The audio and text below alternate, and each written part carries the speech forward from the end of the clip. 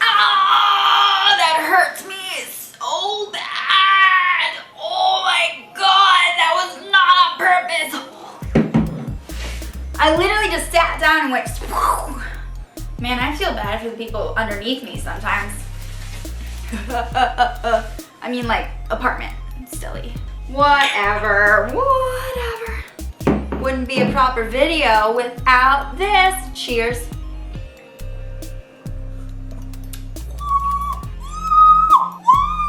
Alright, we are all ginned up. So today we're going to talk about the Scorpio Sagittarius cusp. And today we're going to talk specifically about love life. Love life overall for this cusp. You will find out more about your compatibility with specific signs in other videos. But for now, we're focusing on just the main, love life, everything. Okay? Cool. Glad we're on the same page. You're not needy. No.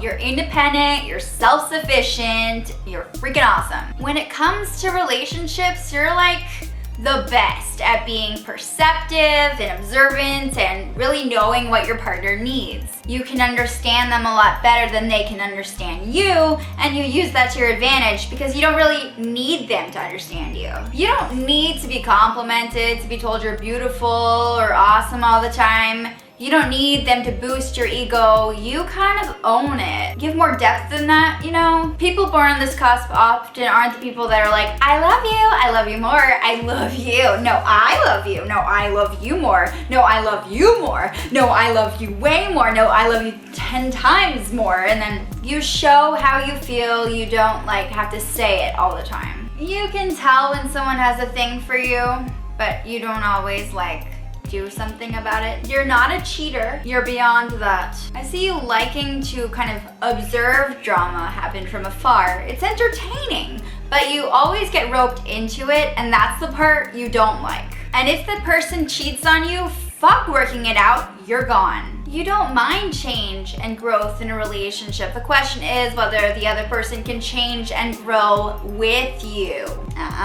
You need a partner who takes you seriously, someone who takes things seriously, who takes you guys both seriously. They should never doubt your love for them, because when you commit, you go all in. You're in. You go all the way. You don't just do half-ass relationships, no. When you love, you love. When you commit to something. That's the way it is. You always give people advice and they may not take it very well because they don't ask for it, but you give it to them anyway because you know. You have a very dry, dark sense of humor. And your lover, whoever you choose to be your lover, must be someone who can appreciate that side of you, who understands your humor. And man, that's tough to find, so you don't care about looks. You're in it because they're smart, they're educated. You want someone who has depth and is sensitive to you. You don't want some shallow person. Be careful not to give yourself fully away. You tend to put all your heart and soul into helping the people you care about, especially your partner, right? Especially when you're dating, even if they haven't fully committed to you yet. Sometimes you'll just be like that person that will go out of their way to fully help them and be there for them and care, even if they haven't fully done that yet. So just be careful who you give your heart to and who you give all your time to. You like your alone time. You can be a little OCD when it comes to moving in with someone because you have your life and you like it the way it is. And sometimes adding someone new, adding a whole other life there, is chaotic, and you don't want that.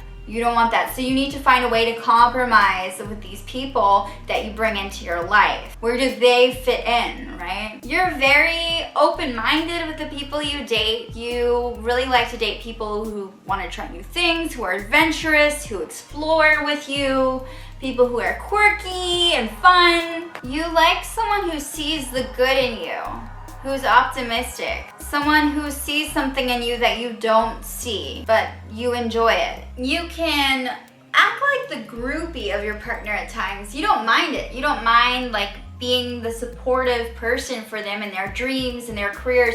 In fact, you like someone who likes where they're at, who likes their job, who likes their path that they're on, and who's headed somewhere, because you're very happy to be by their side and support them. You need a travel buddy. Yes, half Sagittarius, you love to travel, so you do need a travel buddy who will go on adventures with you and explore and isn't afraid to do that and wants to do that. When things get boring, you tend to want to shake things up, and that can be like a sabotage to your relationships. So you gotta be careful. You can self-sabotage yourself. Your partner needs to share your values for things to work out. You give great pep talks, you're a caretaker, people find you exciting. You're exciting to be with, and they love your energy and the way that you present it and your vibe, the way you vibe, they love it. And even though you're the caretaker, you don't want to be in charge. Like, you don't want to be the leader of the relationship. You don't necessarily have to wear the pants, you know? The number one reason that people on this cusp break up is because they feel pressured into doing something.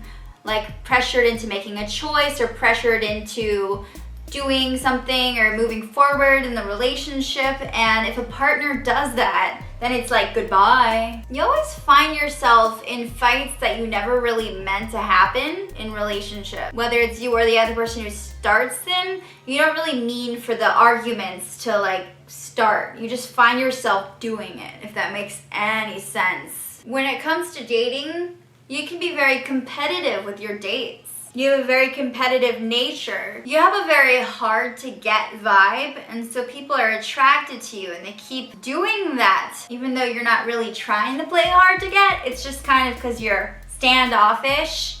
Sometimes you're very independent, and people find that refreshing. You like splurging on your dates more than on yourself sometimes. You're not a materialistic person. You don't need a lot of like luxuries all the time. So you don't mind like paying more for a really nice date. I mean, you can be quite romantic. You have trust issues, and it's more your problem than theirs. Your loved ones might have trust issues with you because you're very good at keeping secrets. Your loved ones might not know how to interpret all that. They won't know what to do if you keep all this hidden stuff to yourself, you know? When it comes to feeling vulnerable and insecure, you can get very defensive very quickly and try to change things around. And you know, you take things the wrong way, then you try to defend your point of view because your point of views are so strong.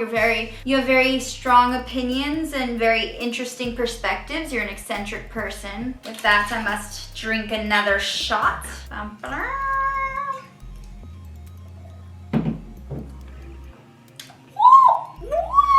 Subscribe to my channel. I mean, it says exceptionally smooth on it, so.